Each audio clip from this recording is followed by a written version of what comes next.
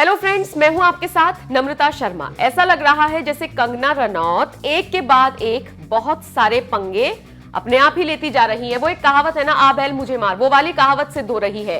अब देखिए, ऋतिक रोशन का ही आपको पता होगा पूरा इनका एक रिलेशनशिप रूमर्स थे। उसके बाद कंगना ने बहुत तरीके के खुलासे भी किए थे। फिर आपको याद होगा साल 2013-14 में कुछ 100 ईमेल्स ऐसी थी जो ऋतिक रोशन को भेजी गई थी और ऋतिक की तरफ से ये बयान आया था कि वो कंगना की तरफ से मेल की गई है, जबकि कंगना ने ये कहा था कि उनकी आईडी उस दौरान हैक हो गई थी।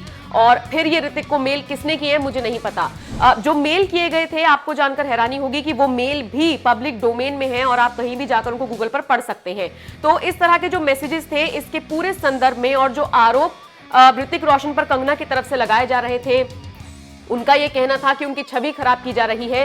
इस पूरे मामले को देखते हुए साल 2017 में साइबर क्राइम में ऋतिक रोशन की तरफ से एक शिकायत दर्ज कराई गई थी और ये जो मेल किए गए हैं, इनकी जांच कराने की मांग की गई थी। ये पता लगाने की कोशिश की मांग की जा रही थी कि ये मेल कंगना ने ही किए हैं या फिर वाकई में उस टाइम पीरियड में उनका जो अकाउंट है वो हैक हुआ है। इन सब के बीच अब इस पूरे मामले में एक और बड़ी खबर निकलकर सामने आई है और वो ये कि ये जो साइबर क्राइम को जो ये पूरा मामला सौंपा गया था जांच के लिए, इसको अब क्राइम ब्रांच को सौंप दिया गया है। यानी कि अब इस पूरे मामले की जो जांच है वो क्राइम ब्रांच इंटेलिजेंस करेगी और अब जाहिर तौर पर उम्मीद ये जताई जा रही है कि ये मेल किसने कब और कैसे किए थे ये सामने आ पाएगा। इन सब के बीच कंगना ने अब इस पर अपनी प्रतिक्रिया दी है। देखिए, ऋतिक रोशन का इस पर फिलहाल अभी कोई स्टेटमेंट नहीं आया है, लेकिन कंगना की तरफ से बाकायदा ट्वीट किया गया है और इस ट्वीट में देखिए किस भाषा का उन्होंने इस्तेमाल किया है और क्या लिखा है।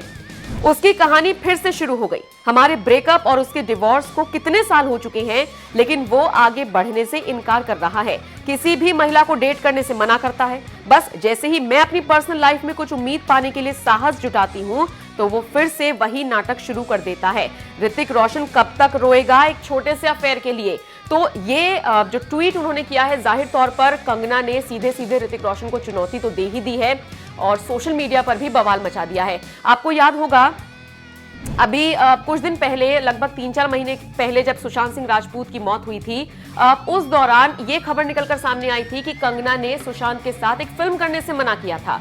अब एक तरफ कंगना सुशांत के लिए लड़ रही थी और दूसरी तरफ इस तरह की खबरें आई थी, तो उस पर भी कंगना ने यही रिएक्शन देते हुए फिर से ऋतिक रोशन को घसीटा था और कहा था कि मैं फिल्म की स्क्रिप्ट सुनने के लिए जा ही रही थी कि अचानक मेरे पास ऋतिक रोशन की तरफ से भेजा गया नोटिस आ गया था और उस नोटिस से मैं इतनी पजल्ड हो गई थी कि मैं जो मोमेंट थी वो उसमें मैं हाँ नहीं कर पाई थी उस फिल्म के लिए। तो कुल मिलाकर मुद्दा कोई भी हो, मामला कोई भी हो, कंगना ऋतिक रोशन को बीच में घसीटना नहीं छोड़ती हैं और यही वजह है कि देखिए पूरा मामला साइबर क्राइम के पास था और ऋतिक रोशन के वकील की तरफ से ये एफर्ट्स किए गए कि मामला क्राइम ब्रांच तक जाए। क्राइम ब्रांच तक ये मामला पहुंचा और कंगना रनौत ने ऋतिक रोशन को डायरेक्ट 1-on-1 एक तरीके से उन्होंने टारगेट कर लिया है। बहरहाल अब इस पूरे मामले पर ऋतिक का क्या रिएक्शन होगा या फिर सोशल मीडिया पर स्टार्स इस पूरे बवाल को कैसे देखेंगे, यूजर्स कैसे देखेंगे, ये देखना बहुत दिलचस्प होने वाला है।